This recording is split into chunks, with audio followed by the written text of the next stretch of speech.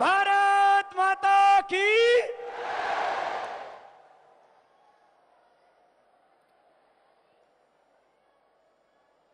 उत्तराखंड के राज्यपाल श्रीमान डॉक्टर के पॉल,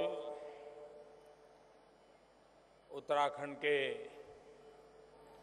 युवा मुख्यमंत्री श्रीमान त्रिवेंद्र सिंह जी रावत, पतंजलि योगपीठ के अध्यक्ष श्रीमान स्वामी रामदेव जी, पतंजलि योगपीठ के महासचिव श्रीमान आचार्य बालकृष्ण जी, पतंजलि योगपीठ के आचार्य प्रद्युम्न जी और विशाल संख्या में पधारे हुए प्यारे भाई और बहनों,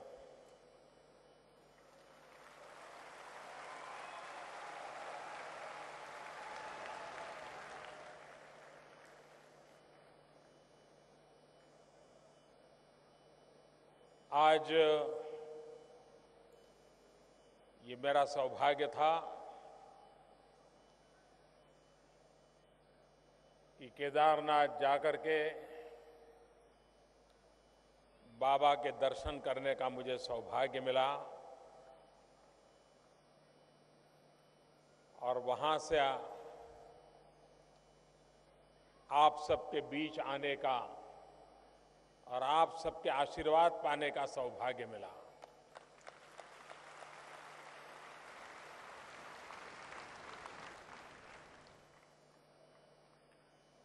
मुझे पता नहीं था, बाबा ने सरप्राइज दे दिया।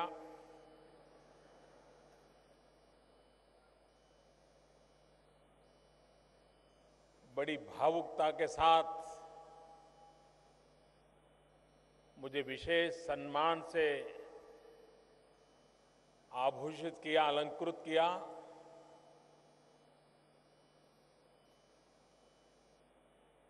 मैं स्वामी जी का, इस पतंजलि पूरे परिवार का अंतःकरणपूर्वक आभार व्यक्त करता हूं।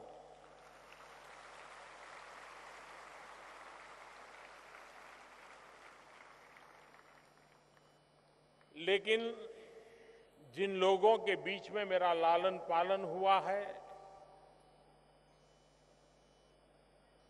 जिन लोगों ने मुझे संस्कारित किया है,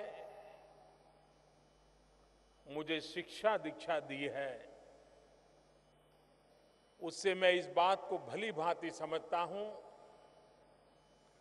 कि जब आपको सम्मान मिलता है तो उसका मतलब ये होता है कि आपसे ये प्रकार की अपेक्षाएं हैं, जरा भी आगे पीछे मत हो, इसको पूरा करो।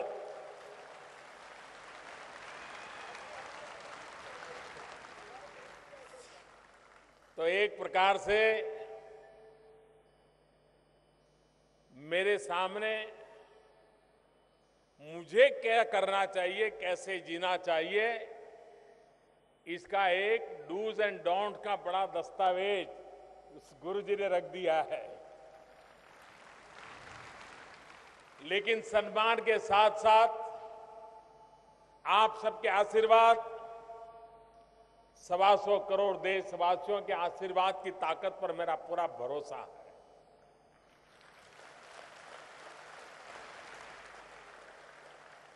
मेरा अपने पर उतना भरोसा नहीं है, मुझ पर इतना भरोसा नहीं है जितना कि मुझे आपके और देशवासियों की आशीर्वाद की ताकत पर भरोसा है।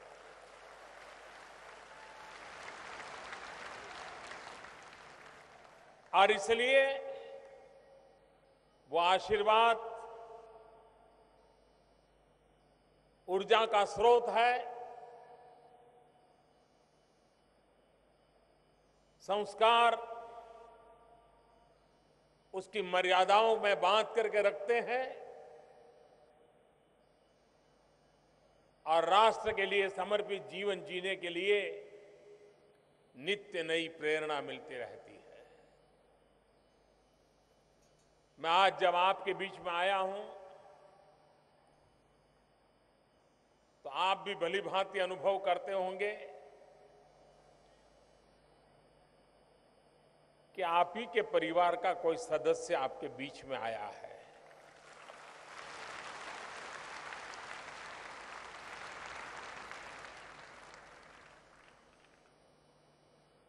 और मैं यहां कोई पहली बार नहीं आया हूं।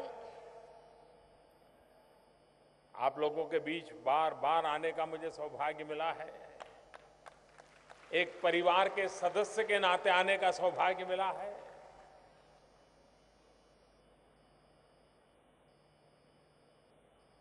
और ये भी मेरा सौभाग्य रहा है कि मैंने स्वामी रामदेव जी को किस प्रकार से वो दुनिया के सामने उभर करके आते गए, बहुत निकट से मुझे देखने का सौभाग्य मिला है।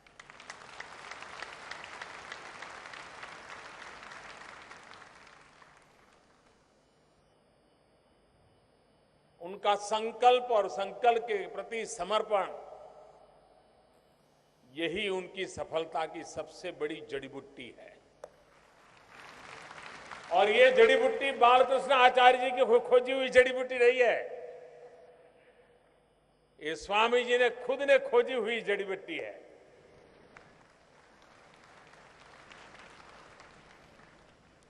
बालकृष्ण जी की जड़ी बूटी शरीर को स्वस्थ रखने के लिए काम आती है, लेकिन स्वामी रामदेव जी वाली जड़ी बूटी हर संकटों को पार कर करके नैया को आगे बढ़ाने की ताकत देने वाली होती है।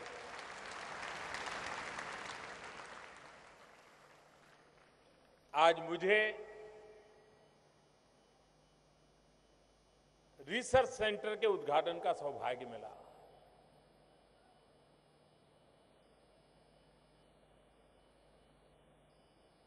हमारे देश का अगर भूतकाल की तरफ थोड़ी नजर करें तो एक बात साफ ध्यान में आती है। हम इतने छाए हुए थे, इतने पहुंचे हुए थे, इतनी ऊंचाइयों को प्राप्त किए हुए थे कि जब दुनिया ने इसे देखा तो उनके लिए तो वहां तक पहुंचना शायद संभव नहीं लगता था, और इसलिए उन्होंने मार्ग अपनाया था जो हमारा श्रेष्ठ है उसे ध्वस्त करने का, उसको नेष्ट नाबूद करने का, और गुलामी का पूरा कालखंड, हमारी पूरी शक्ति, हमारे ऋषि मुनि संत आचार्य किसान वैज्ञानिक हर किसी को जो श्रेष्ठ था उसको बचाए रखने के लिए 1200 साल के गुलामी कालखंड में उनकी शक्ति खपती रही। आजादी के बाद जो बचा था उसे पनपाते, उसे पुरस्कृत करते, समयानुकूल परिवर्तन करते, नए रंग रूप के साथ सज सज्जा करते, और आजाद भारत की सांस के बीच उसे विश्व के सामने हम प्रस्तुत करते, लेकिन वो नहीं हुआ। गुलामी के कालखंड में नष्ट करने का प्रयास हुआ। आजादी का एक लंबा कालखंड ऐसा गया जिसमें इन श्रेष्ठताओं को भुलाने का प्रयास हुआ।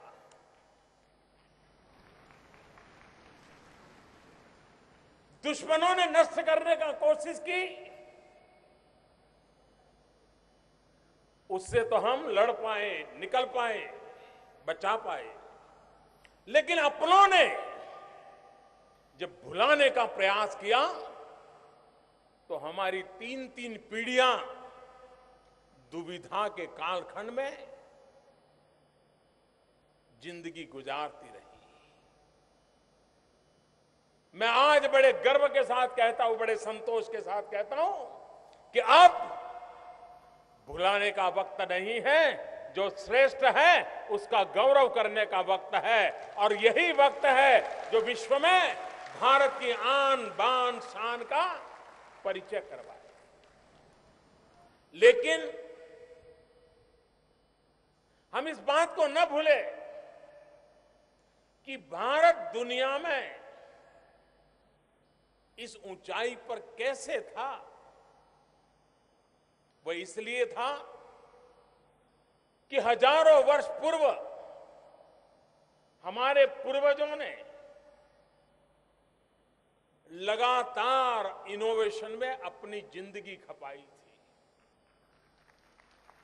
नई नई खोज करना, नई नई चीजों को प्राप्त करना और मानव जाति के कल्याण के लिए उसको प्रस्तुत करना, समयानुकूल ढालते रहना।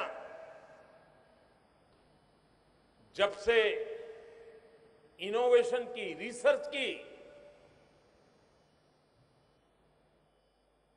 उदासीनता हमारे भीतर घर कर गई, हम दुनिया के सामने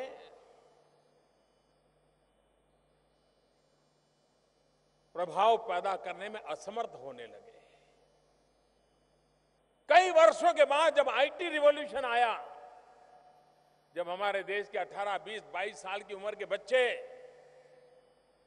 माउस के साथ खेलते खेलते दुनिया को अचरज करने लगे, तब फिर से दुनिया का ध्यान हमारी तरफ गया। आईटी ने दुनिया को प्रभावित किया। हमारे देश के 18, 20 साल की उम्र के नौजवानों ने विश्व को प्रभावित कर दिया। रिसर्च, इनोवेशन, इसकी क्या ताकत होती है हमने अपनी आंखों के सामने देखा है। आज पूरा विश्व होलिस्टिक हेल्थ केयर, इसके विषय में बड़ा संवेदनशील है, सजग है, लेकिन रास्ता नहीं मिल रहा है। भारत के ऋषि मुनियों की महान परंपरा योग, उस पर विश्व का आकर्षण पैदा हुआ है। वे शांति की तलाश में है। वो बाहर की दुनिया से तंग आके के भीतर की दुनिया को जानना, परखने के लिए प्रयास कर रहे हैं। ऐसे समय हम लोगों का कर्तव्य बन जाता है कि आधुनिक स्वरूप में रिसर्च एंड एनालिसिस के साथ योग एक कैसा विज्ञान है,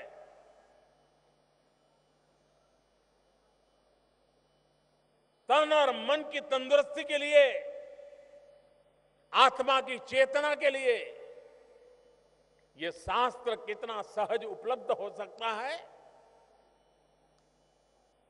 मैं बाबा रामदेव जी को अभिनंदन करता हूं। उन्हें योग एक आंदोलन बना दिया। सामान्य मानवी में विश्वास पैदा कर दिया कि योग के लिए हिमालय की गुफाओं में जाने की जरूरत नहीं है। अपने घर में किचन के बगल में बैठ करके भी योग कर सकते हो, फुटपाथ पर भी कर सकते हो, मैदान में भी कर सकते हो, बगीचे में भी कर सकते हो, मंदिर के परिसर में भी कर सकते हो। ये बहुत बड़ा बदलाव आया और आज उसका परिणाम है कि 21 जून को जब विश्व अंतर्राष्ट्रीय योग दिवस मनाता है, दुनिया के हर देश में योग का उत्सव मनाया जाता है। अधिकतम लोग उसमें जुड़े, उसके लिए प्रयास होता है।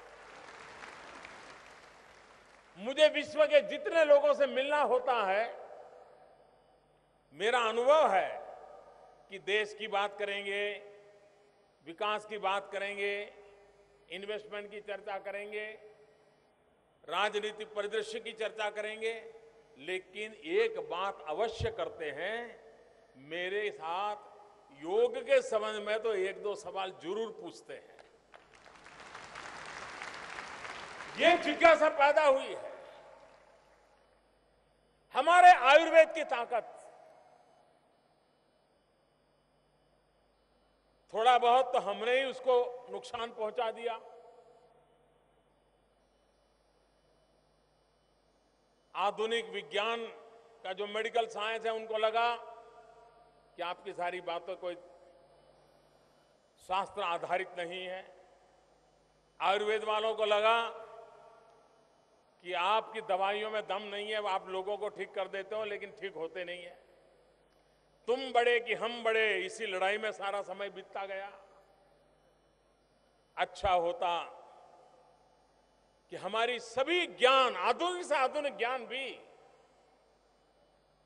उसको भी हमारी इन परंपराओं के साथ जोड़ करके हमने आगे बढ़ाया होता तो शायद मानवता की बहुत बड़ी सेवा हुई होती। मुझे खुशी है कि पतंजलि योग विद्यापीठ के माध्यम से बाबा रामदेव जी ने जो अभियान चलाया, आंदोलन चलाया है, उसमें आयुर्वेद का महिमा मंडन वहां अपने आप को सीमित नहीं रखा। दुनिया जो भाषा में समझती है, रिसर्च के जिन आधारों पर समझती है, मेडिकल साइंस में प्रस्तावित व्यवस्थाओं के तहत समझती है, बाबा रामदेव ने बीड़ा उठाया है। उसी भाषा में भारत के आयुर्वेद को वो लेकर के आएंगे और दुनिया को प्रेरित करेंगे। एक प्रकार से ये हिंदुस्तान की सेवा कर रहे हैं। हजारों साल से हमारे ऋषियों मुनियों ने जो तपस्या की है, जो प्राप्त किया है, वो दुनिया को बांटने के लिए निकले हैं, वैज्ञानिक अधिष्ठान पर निकले हुए हैं। और मुझे विश्वास है, और आज मैंने जो रिसर्च सेंटर देखा, कोई भी आधुनिक रिसर्च सेंटर देखिए, बिल्कुल उसकी बराबरी में खड़ा हुआ है मां गंगा के किनारे पर यह काम। और इसलिए मैं बाबा को हृदय से बहुत बहुत अभिनंदन करता हूं। भारत सरकार, जब अटल जी की सरकार थी देश में, तब हमारे देश में एक हेल्थ पॉलिसी आई थी। इतने सालों के बाद जब हमारी सरकार बनी तो फिर से हम देश के लिए एक हेल्थ पॉलिसी लेकर के आए हैं, होलिस्टिक हेल्थ केयर का व्यू लेकर के आए हैं। और अब दुनिया सिर्फ हेल्दी रहना चाहती है, ऐसा नहीं है। बीमारी न हो वहां तक अटकना नहीं चाहती है। अब लोगों को वेलनेस चाहिए और इसलिए सॉल्यूशन भी होलिस्टिक देने पड़ेंगे। प्रिवेंटिव हेल्थ केयर पर बल देना पड़ेगा और प्रिवेंटिव हेल्थ केयर का उत्तम से उत्तम रास्ता जो है और सस्ते से सस्ता रास्ता है, वो है स्वच्छता। और स्वच्छता में कौन क्या करता है वो बात में छोड़े, हम तय करें। 125 करोड़ देशवासी तय करें कि मैं गंदगी नहीं करूंगा। कोई बड़ा संकल्प लेने की जरूरत नहीं, इसमें जेल जाने की जरूरत नहीं है, फांसी पर लटकने की जरूरत नहीं है, देश के लिए सीमा पर जाकर के जवानों की तरह मरने मिटने की जरूरत नहीं है। छोटा सा काम, मैं गंदगी नहीं करूंगा। आपको कल्पना है, एक डॉक्टर जितनी जिंदगी बचा लेता है, उससे ज्यादा बच्चों की जिंदगी आप गंदगी न करके बचा सकते हैं। आप एक गरीब को दान पुण्य देकर के जितना पुण्य कमाते हो, गंदगी न करके एक गरीब जब स्वस्थ रहता है तो आपका आप दान रुपयों में देते हैं, उससे भी ज्यादा मूल्यवान हो जाता है।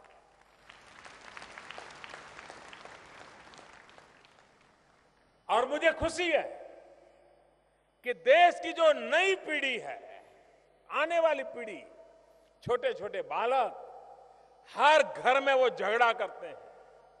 अगर परिवार के वृद्ध व्यक्ति ने, बुजुर्ग ने कोई एक अगर छोटी सी चीज फेंक दी, कार में जा रहे हैं अगर पानी का बोतल बाहर फेंक दिया, तो बेटा कार रुकवाता है, छोटा पोता 5 साल का कार रुकवाता है, ठहरो, मोदी दादा ने मना किया है, ये बोतल वापस ले आओ। ये माहौल बन रहा है जी। छोटे छोटे बालक भी मेरे स्वच्छता आंदोलन के सिपाही बन गए हैं। और इसलिए प्रिवेंटिव हेल्थ केयर, इसको हम जितना बल देंगे, हम हमारे देश के गरीबों की सबसे ज्यादा सेवा करेंगे। गंदगी कोई नहीं करता है, गंदगी हम करते हैं, और हम ही फिर गंदगी पर भाषण देते हैं। अगर एक बार हम देशवासी गंदगी न करने का फैसला कर ले, इस देश से बीमारी को निकालने में, तंदुरुस्ती को लाने के लिए हमें कोई सफलता पाने में रुकावटें नहीं आएगी। हमारी उदासीनता इतनी है कि हम इतना बड़ा हिमालय की जड़ी बूटी, भगवान रामचंद्र जी और लक्ष्मण जी की घटना से परिचित, हनुमान जी जड़ी बूटी के लिए क्या क्या नहीं करते थे, वो सारी बातें परिचित, और हम इतने सहज हो गए थे कि दुनिया के देश जिनको जड़ी बूटी क्या होती है मालूम नहीं था, लेकिन जब उनको पता कि इसका बड़ा कॉमर्शियल वैल्यू है, दुनिया के और देशों ने पेटेंट करवा दिया। हल्दी का पेमेंट भी कोई और देश करवा देता है, इमली का पेटेंट भी कोई और देश करवा देता है। हमारी ये उदासीनता, अपनी शक्ति को भुला देने की आदत है, इसने हमारा बहुत नुकसान किया है। आज विश्व में हर्बल मेडिसिन, उसका एक बहुत बड़ा मार्केट खड़ा हुआ है, लेकिन जितनी मात्रा में दुनिया में इस हर्बल मेडिसिन को पहुंचाने में भारत ने जो ताकत दिखानी चाहिए, अभी बहुत कुछ करने की बाकी है। इस पतंजलि संस्थान के द्वारा ये जो रिसर्च और इनोवेशन हो रहे हैं, ये दुनिया के लोगों को होलिस्टिक और वेलनेस के लिए जो इंटरेस्टेड है, उनको ये दवाइयां आने वाले दिनों में काम आएगी। हमारे देश में बहुत वर्षों पहले भारत सरकार ने आयुर्वेद का प्रचार कैसे हो, उसके लिए एक हाथी कमीशन बिठाया था। जयसुखलाल हाथी करके उनका एक कमीशन बिठाया था। उस कमीशन ने जो रिपोर्ट दी थी, वो रिपोर्ट बड़ी इंटरेस्टिंग थी। उस रिपोर्ट के प्रारंभ में लिखा है कि हमारे आयुर्वेद इसलिए लोगों तक नहीं पहुंचता है क्योंकि उसकी जो पद्धति है वो आज के युग के अनुकूल नहीं है। वो इतनी सारी थैला भर जड़ी बूटी देंगे और फिर कहेंगे इसको उबालना, इतने पानी में उबालना, फिर इतना रस रहेगा, 1 चम्मच में लेना, फिर इसमें फलाना जोड़ना, ढिकना जोड़ना और फिर लेना। तो जो सामान्य व्यक्ति होता है उसको लगता है भाई ये कौन कूड़ा कचरा करेगा, उसके बजाय चलो भाई मेडिसिन ले ले, दवाई की गोली खा ले, अपनी गाड़ी चल जाएगी। और इसलिए उन्होंने कहा था कि सबसे पहली आवश्यकता है, बहुत साल पहले का रिपोर्ट है ये, सबसे पहली आवश्यकता है आयुर्वेदिक दवाओं का पैकेजिंग। अगर उसका पैकेजिंग मॉडर्न दवाइयों की तरह कर देंगे तो लोग ये होलिस्टिक हेल्थ केयर की तरफ मोड़ जाएंगे। और आज हम देख रहे हैं कि हमें वो उबालने वाली जड़ी बूटियां कहीं लेने के लिए जानी नहीं पड़ती है, हर चीज रेडीमेड मिलती है। बात समझता हूं कि आचार्य जी ने अपने आप को इसमें खपाया हुआ है, और आज जिस किताब का लोकार्पण करने का मुझे अवसर मिला, मुझे विश्वास है कि दुनिया का इस किताब पर ध्यान जाएगा, मेडिकल साइंस से जुड़े हुए लोगों का ध्यान जाएगा। प्रकृति दत्त व्यवस्था कितनी सामर्थ्यवान है, उस सामर्थ्य को अगर हम समझते हैं तो जीवन कितना उज्जवल हो सकता है, ये अगर व्यक्ति को एक खिड़की खोल करके दे देता है, आगे बढ़ने के लिए बहुत बड़ा अवसर दे देता है। मुझे विश्वास है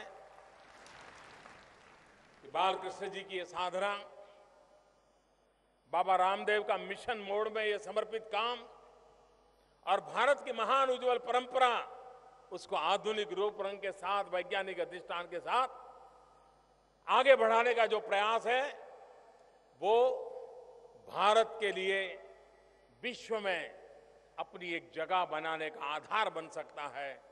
दुनिया का बहुत बड़ा वर्ग है जो योग से जुड़ा है, आयुर्वेद से भी जुड़ना चाहता है।